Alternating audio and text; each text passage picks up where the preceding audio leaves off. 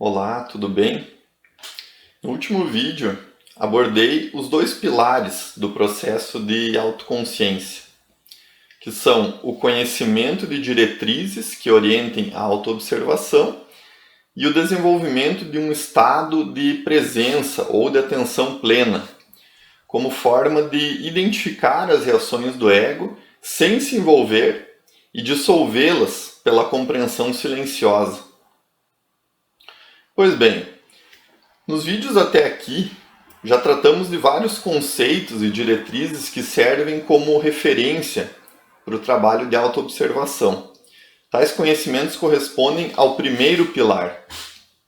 Hoje, tratarei do segundo pilar, o desenvolvimento do chamado estado de presença. E por que esse estado é tão importante, afinal? Justamente porque é ele que torna a mente consciente e desperta no sentido verdadeiro da palavra.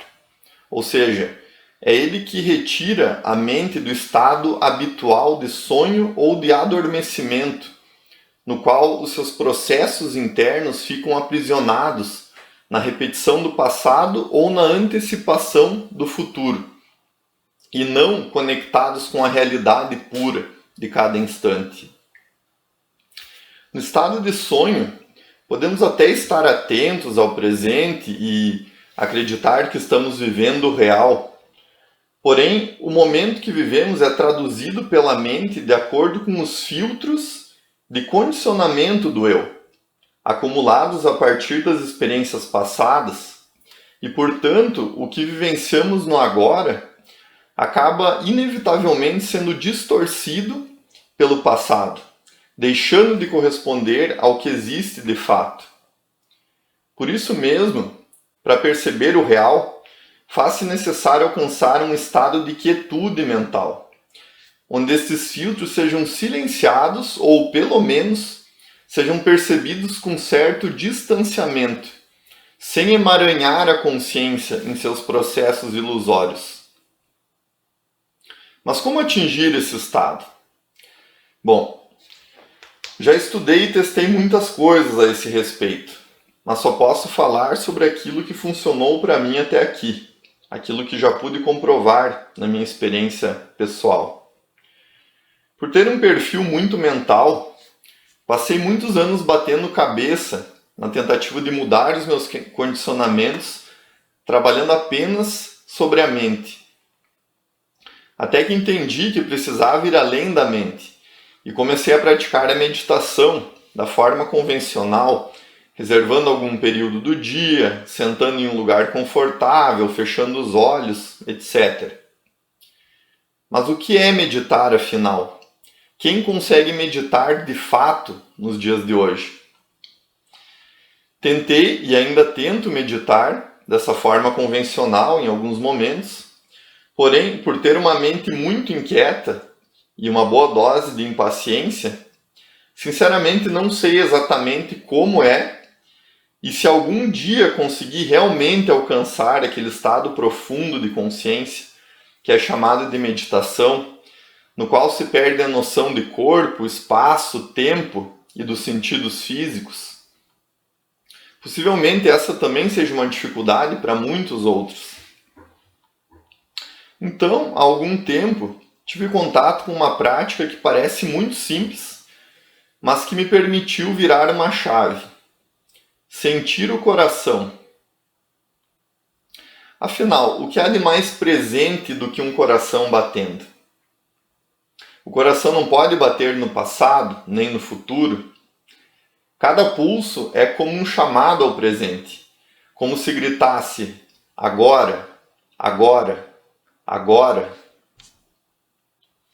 Inicialmente, pode parecer difícil sentir seus pulsos, dado que não estamos habituados a isso. Talvez seja necessário no início colocar a mão sobre o peito ou sobre uma artéria para percebê-los.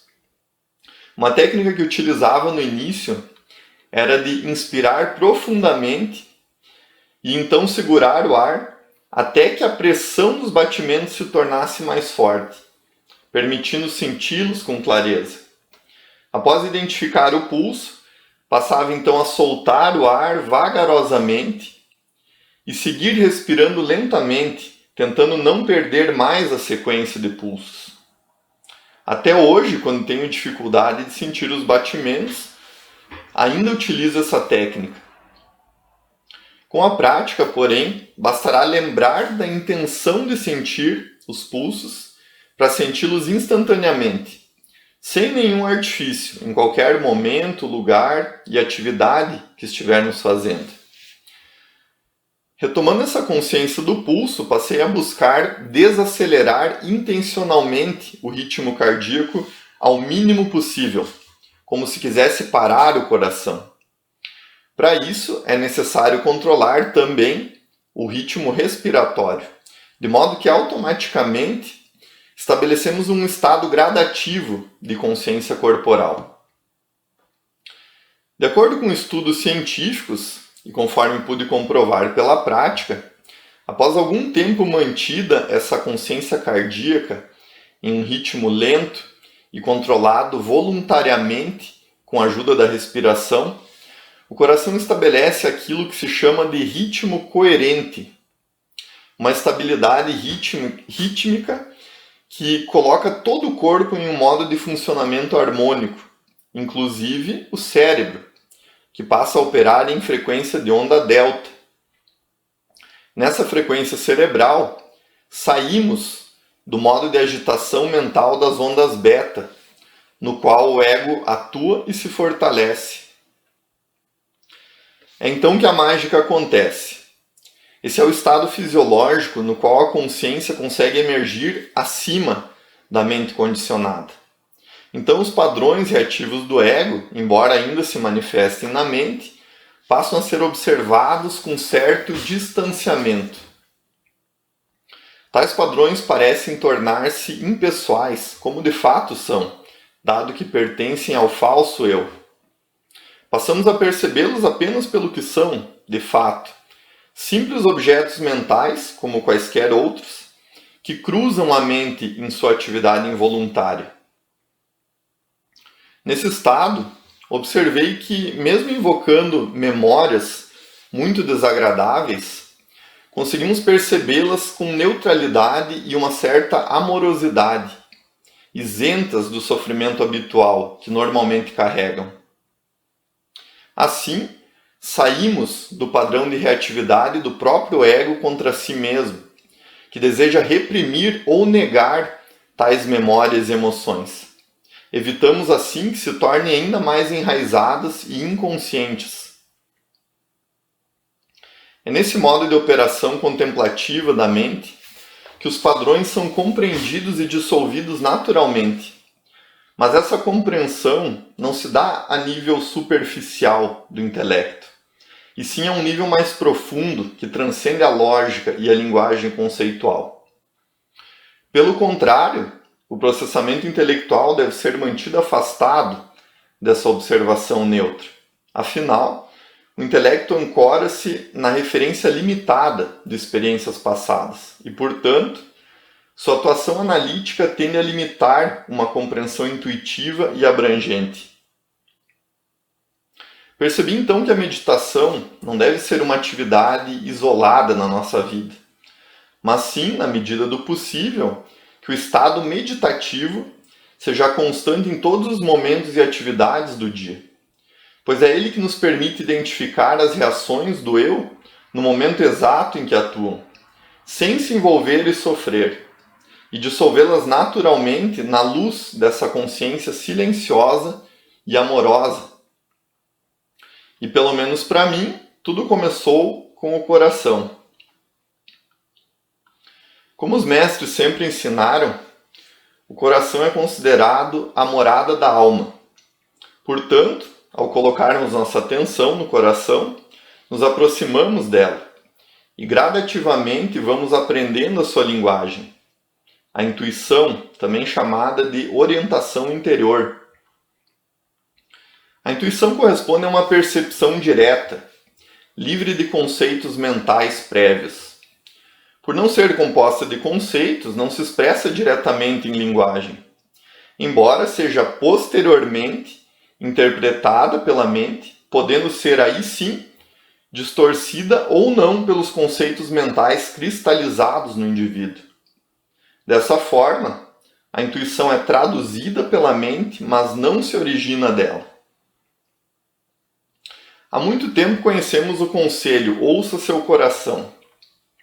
Apesar de parecer clichê e aparentemente figurativa, se analisada do ponto de vista materialista, essa expressão refere-se a uma verdade literal do ponto de vista esotérico. Inclusive, até mesmo a nível da ciência materialista, comprovou-se a existência de uma rede de neurônios própria no coração, que se comunica diretamente com o cérebro. Considerando que o coração e a sua rede neural se formam no embrião antes mesmo do cérebro, pode-se presumir que esse órgão é o nosso primeiro cérebro, embora rudimentar, e, portanto, a possível primeira morada física da consciência. Sendo assim, como resumo da minha experimentação pessoal, compreendi que o trabalho de autoconsciência deve iniciar no corpo, não na mente. Afinal, percebi que somente um estado fisiológico de coerência é capaz de colocar a mente em um modo de operação mais consciente, no qual não há identificação com as histórias e dramas pessoais do eu aparente. Enfim, esses são os frutos da minha experiência até aqui. Se esse exemplo pessoal servir para alguém, fico feliz. Como complemento à prática da consciência corporal, vou compartilhar no próximo vídeo um trabalho sobre a mente que eu chamo de adestramento mental, que também me ajudou nesse processo de ancoragem no presente. Por hoje era isso, até mais e um grande abraço.